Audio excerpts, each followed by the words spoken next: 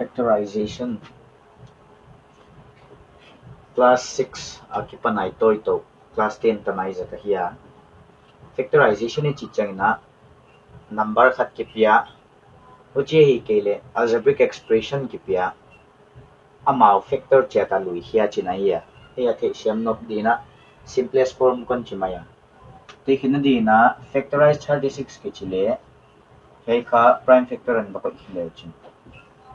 2 1 is 2 2 8 are 16 2 9 are 18 and then 3 3 are 9 ay jaka factorization na babol changa ka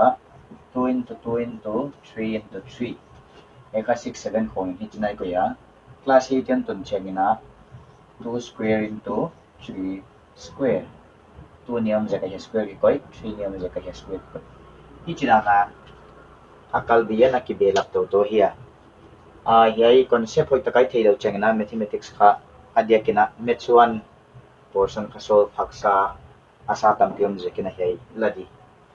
kisai hiya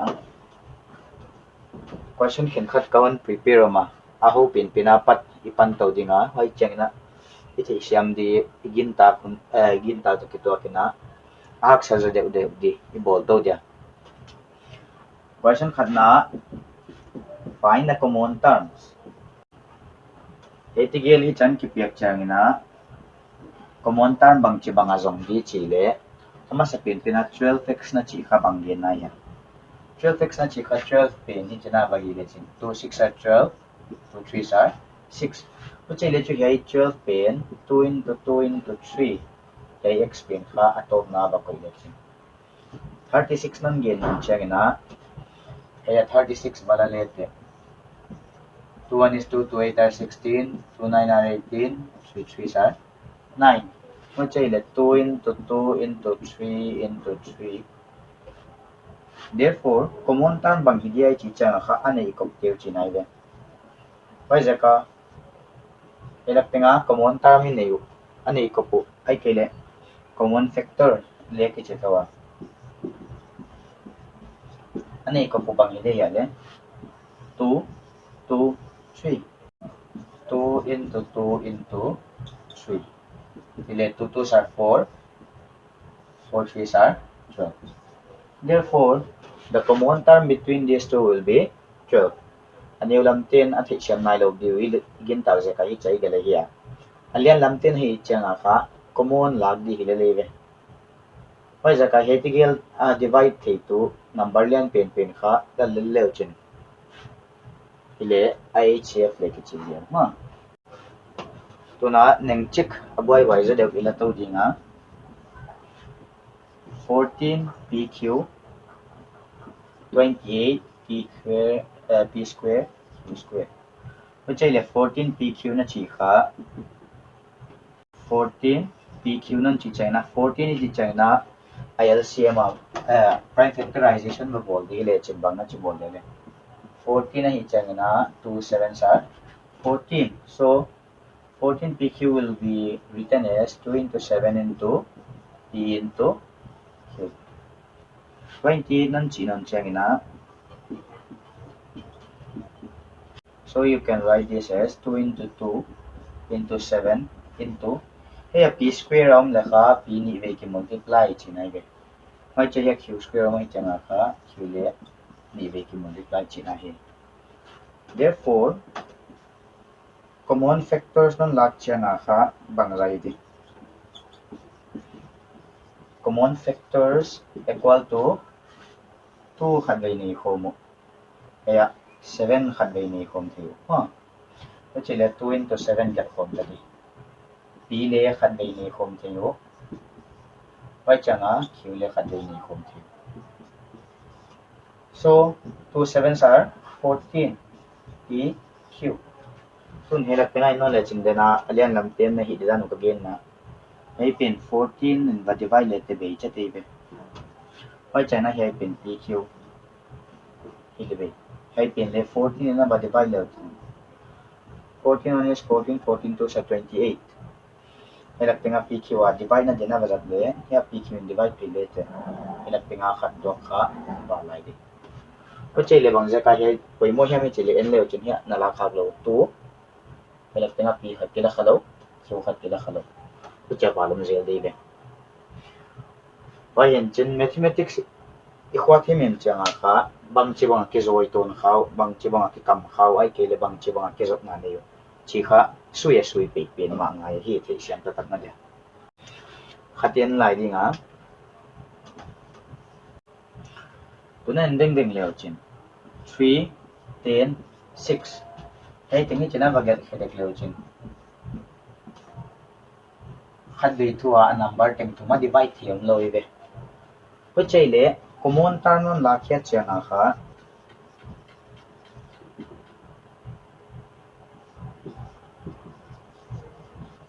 non la khia dek chang hei number te affect a divide hom thiam lo aja kha hei 3 chi prime number hin chen aja ka prime number khat kha hei tigela divide thina jinga kha factors of this prime number hi ngai be hei pen 9 bang nei khale chu 3 1 is 3 3 3 are 9 3 2 are 6 hi thei di le hei 10 pen 3 divide thei lo zel hi changa kha abe sabda nam lo aja ka 3x square y cube non chi changa kha bang gen na hiam mi chi le 3 into x ni ve gel di chinai ve into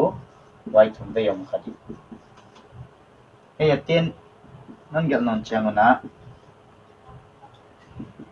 10 khat ve yom ding in x mai changa y ni ve yom non di to ban alas na pena in le chen 6 x square y square z hey bang gen na yam chi le 6 into x into x into y into y into z kuchina anei khom diu han zong leo chin ya x nei khomu pel x nei khomu so x bang la ve yom ni ve yom hoi zaka x square na thei siam lo khal dina lo le hi china gelun la x into x ni ve ni ta wa x ai nei hei tigal nei non lo ai changa kha la thei lo ta le y kha non en changa khat ve nei khomu helak tenga achi le non le chun hi lak tenga nei ya nei helak tenga le khatom lai so abe ko nei kim lai china y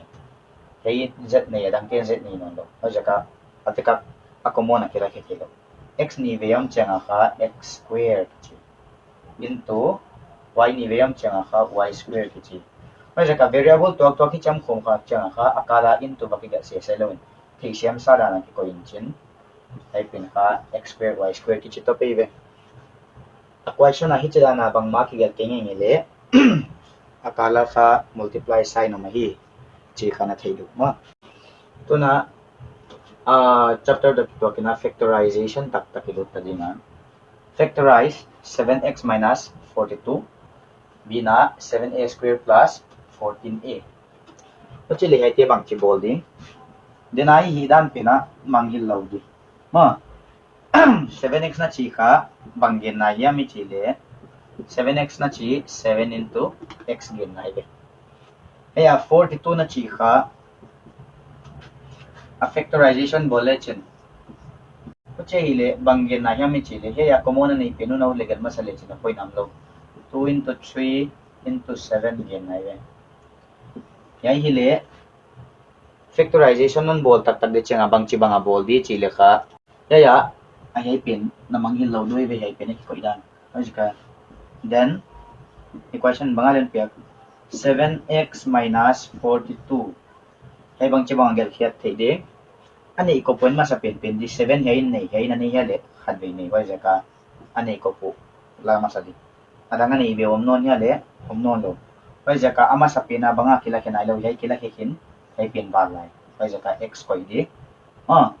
wai che hai kila khin hai di gel ba lai ve wai jaka 2 3 sar bangza 6 so factorize ke che hetigel hi chan ke piak le pedana bakoi di in other words again dan danga hetigel anei ko peno pola makoi hedingin anei ko block teo bracket songa banu chat di chinai be te chami ma utai le ani na en non le ani na bangalen ke pia 7a square plus 14a waya kala sign ti ngai sak nai kem la 7a square ki chi bang gen na ya 7a square ki changina 7 le a ni ve ki multiply chi nai ve hai changina 14a chi chan bang gen na ya mi chi le 14 kha prime factorization wo bol hile uchi hi chana bagel ma dibe. So 2 into 7 into a. Therefore, equation in bangang piak 7a square plus 14a will be equal to 7a square to 14a ani ko mo bang ya 7 ani ko mo ya le khat to ni. Hoi jaga hi akwa ba koi khedi. A kha khat to ni ko mo. Ni ko mo am no lo changa bracket ba koi di. Ma hoi chang na ama sa bang za inu chiat la khian nai lo kha a chaw mi be. Hoi jaga hi akala sign bangom plus hoi jaga plus ya bangal le kila khian nai lo. Answer ka he gizil de chinai be. Bang jaga hi chibang poi mo hiam ai kele bang jaga hi ai da na kin hi chakinu se lew la mo kai chi le. He en leo chin 7a a plus 2 chi kha na verify no mole china multiply ke leo chin 7a into a will give you 7a square. He kala plus into plus is plus 7 2s are 14a. Hi chana va convert ki ka na va multiply ki changwa na equation to ki to age le na answer dik chinai be. Or in other words, here definition it dan dewa ka. Number hiam ai kele algebraic expression khatteu aniam pen pena value niam pen pena ba koi hiat. Pai ka factorization ki chi hi. Ax square y plus bxy square plus cxy z. Uche le helak tenga en leo chen. Ax square y chi bang gen na hiam chi le a into x into y gen na. Bxy square chi bang hiam chi le b into x into y into y. Pai changala sabang cxyz bang gen na hi chi le c into x into y into z. Therefore, ax square y plus bxy square plus cxyz. This also can be written as anay cocktail na again na anay cocktail la hema sa sesedi anay cocktail na la khet ke le boy lagi a nay koplo b le nay koplo mo helak nga x nay kopoy be hoy ja ka he ki nay kopin pin ka apala ma koy di kaya no na chen x he nay lai arang ke nay no lo y ya he khatom helak nga le ki nay helak ki nay hoy ja ka x y hela kam uche le bang ba lai di awal ting ting ka na bagel kya divi tai be bracket sunga kay first line na bang zawal a to x ba hoy ja ka ax bagel di akala bangom plus hoy ja ka plus ko ding he bxy square na chu bang kila nai lo b to y hoy ja ka b to y na bagel na pelak tinga plus no nai chu he plus ko ding tay pina bang kila nai lo c to z kila nai lo hoy ja ka hi china bagel di tun kay tigil he tigil ba multiply khebek le chin kha kay na adnei biwa hoy ja ka factorization ni chi chu taking out the common and leaving behind the rest in each of the terms hi chi banga factorization na bol changwa na manghil ngi lo diu khat terms ki chi khatam be he terms chi te bang hiam mi chi le plus hiam ai ke le helak tenga minus bangom mitale plus hiam minus hiamin ahen te term khada ki sin di te khena dina helak tenga ki panin he plus non pan hoy ja ka hi pumpi kha term khada ki sin di he plus amin he minus he kalam teng teng kha term khada ki sin non di hoy cha he minus helama sign bangwam no lo helak teng term khada ki sin non di hoy ja ka he pin kha term thum kha ki chi di be